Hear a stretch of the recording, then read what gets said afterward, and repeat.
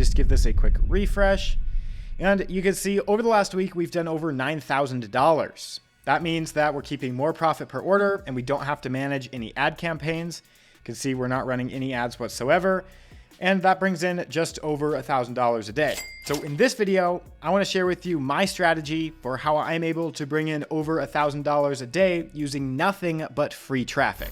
So whether you're thinking about getting started or you already own a shop, today I'm sharing with you my free traffic formula. This method is especially important right now as Etsy's testing out new sorting algorithms and how they're showing products to customers, which you've probably seen if you've been on the platform. Now you've likely heard of the strategy where you create a branded Instagram, Pinterest, or Twitter account, and then you continuously upload photos of your products to kind of create a branded theme page for your products. And while this can be a really long-term play, if you're looking for the fastest and most reliable method, then this probably isn't for you. So the formula I'm going to show you doesn't require you to drive external traffic to your store. You can just focus on what actually works. And what actually works, you might ask? Well, the reason that this works so well is because Etsy drives hundreds of millions of monthly visitors to their website every single month. So as you can see, they're doing about 450 million monthly visits. And that adds up to over 1.3 billion visits over the last 90 days. That means that our job is literally to make products and position them in front of the customers who are already coming to shop. The customers are already here. We just have to get our products in front of them. The next reason this works so well is if you're starting out on a marketplace platform, then chances are the first products that you post aren't going to be bestsellers. So paying to run ads to those products is usually just going to cost you time and money instead of addressing the core issue, which is the product itself. The whole reason to use a marketplace platform is to take advantage of the customers that they're already bringing to their site. We don't need to give them extra money to promote our products. Now, there are a couple terms that you need to know. This whole free traffic formula is a portion taken out of the course that your boy is dropping. So I guess stay tuned for that if you're interested. Now, first, we should understand the difference between primary and secondary keywords.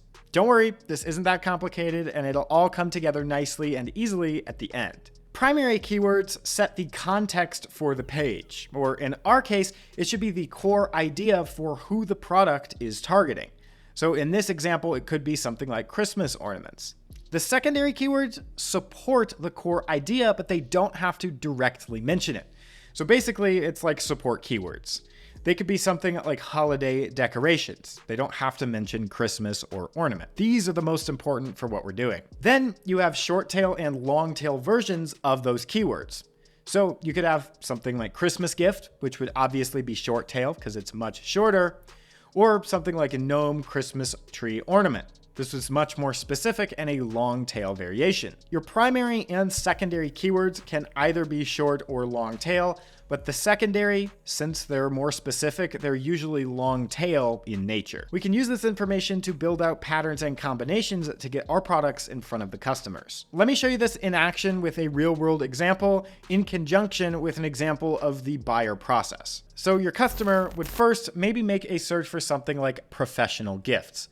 Now, as you can see, this brings up a ton of competition. There's thousands of other listings, and I have had some of my listings rank here right up at the top for a short tail keyword like this, and it does bring in really good sales, but probably not nearly as much as you'd think. Most shoppers will actually end up buying after their third or fourth search. So they'll scroll down for a little bit and find a product that they like, maybe something like this candle, for example.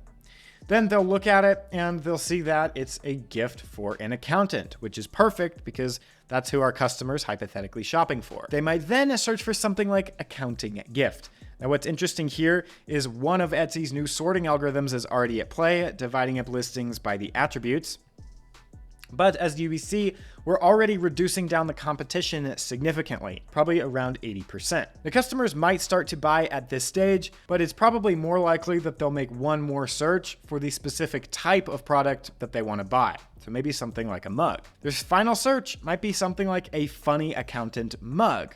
And by using the secondary long tail keyword, we've eliminated 90% of the competition, and we're only dealing with 4,000 other listings. This is where most customers are going to buy. And while it might seem too specific to actually get sales, you'll actually get more sales because when customers come looking for a specific product, you'll have the exact product they're looking for. This doesn't guarantee that you'll show up on the first page of search results, but it's much easier than trying to compete on these short tail, highly competitive keywords. Now, most of you who have started selling are already using this strategy, whether you know it or not, but we can still leverage it even more and go a bit deeper. Now, here's how I actually make this work.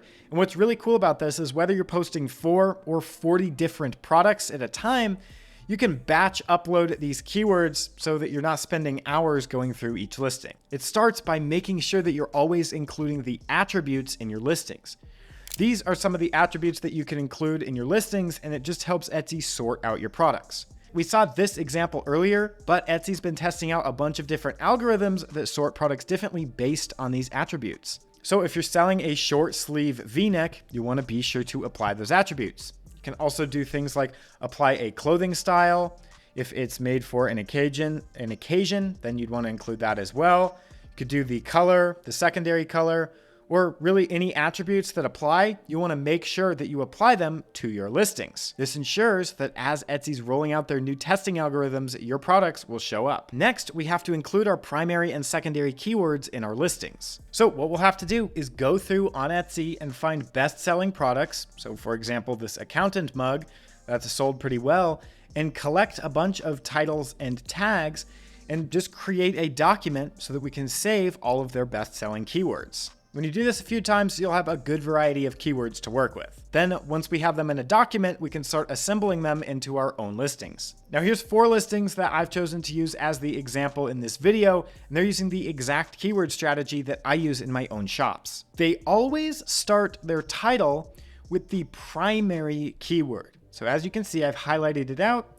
This is the primary keyword, or just the name of the design, and it sets the context for what the product is. It tells the users and the algorithm exactly what the product is. This is usually just the name of the product or what the design says, and if someone types this in search, you're almost guaranteed to rank, which is unlikely that someone's going to type in this exact saying unless they already know that's the saying they want, which again is unlikely that they know what they want.